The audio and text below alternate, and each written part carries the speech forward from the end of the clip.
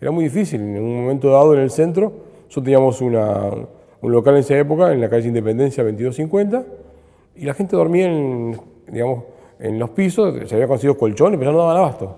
Fue muy fuerte realmente.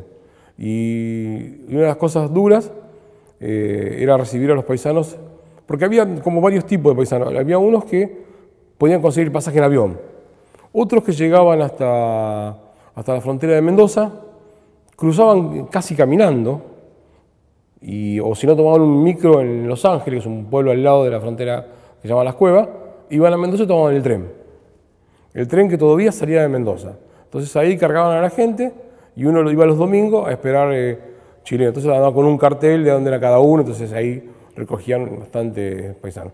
Por supuesto que también en esos grupos vinieron agentes de la DINA, responsable de un futuro plan Cóndor que va a haber más adelante, y bueno, esas cosas pasan en toda inmigración, así que.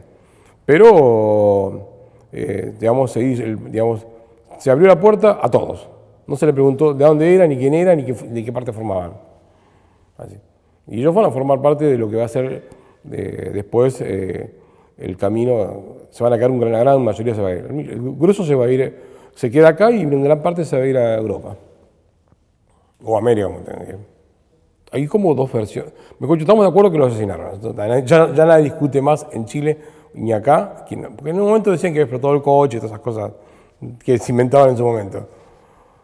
Hay como el responsable, que era la DINA, mandó a matarlo al general Prat. El general Prat era peligroso para ellos. Pese a que yo creo que el general Prat no hubiese levantado nunca un levantamiento, pero era peligroso porque era la figura señera, digamos, y el general Prat ya tenía la visa para irse del país. Es más, el gobierno argentino le había dado un pasaporte argentino, digamos. Y la DINA, la terrible DINA, decide matarlo y volar el coche en la ciudad, acá en Buenos Aires. Lo interesante del tema es que hay como dos versiones. Uno dice que que hay un grupo que vino a volarlo desde Chile, y después hay una versión que es la más criticada, pero a mí me parece más acertada, que la persona que lo mata, con la bomba en el coso, debe haber sido uno que vivía en el mismo edificio. De hecho, uno de los agentes de la DINA, y eso está probado, vivía en el mismo edificio que era un empleado de la embajada, pasaba como empleado de la embajada, pero a la larga digamos que era agente de la DINA y vivía en el mismo edificio ahí tiene un nombre de estado árabe la calle, pero y trabaja ahí. Yo creo que hubo un operativo de inteligencia donde estuvo metido la embajada, esto es una opinión personal, y la elección, porque lo ganaron con un trotil. Y uno no va al supermercado y dice, dame 1 kilo de trotil y también dame tal pH para hacer una voladura. Hubo uno ahí. Igual es un asesinato previo al plan Cóndor, que después va a planificar algo más terrible. Así que recordemos que en la Argentina hay casi un centenar de compatriotas desaparecidos. Y, digamos, incluso militantes gremiales, simpatizantes. Y realmente fue fuerte. Nos cuesta a veces armar la nómina porque todavía tengo el ejemplo de un presidente del centro.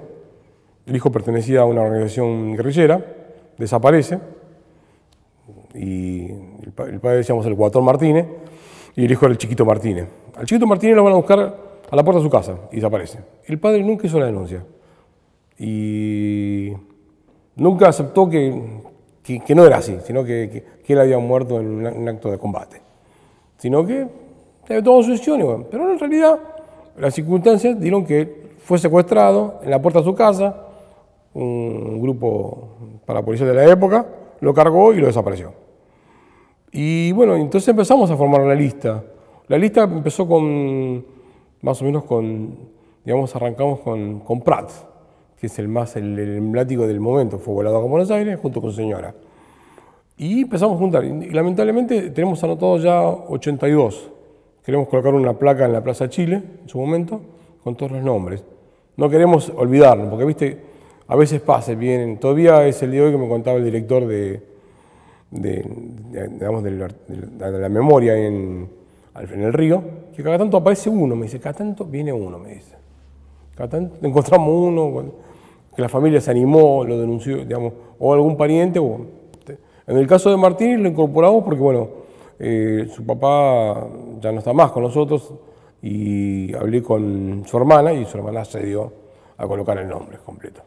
Yo tuve la suerte de, cuando se inauguró la embajada, en el 71 en el edificio de la calle Tagle, pues durante muchos años la embajada estuvo en la calle Esmeralda. Yo era un joven de 13 o 14 años y era un niño en realidad.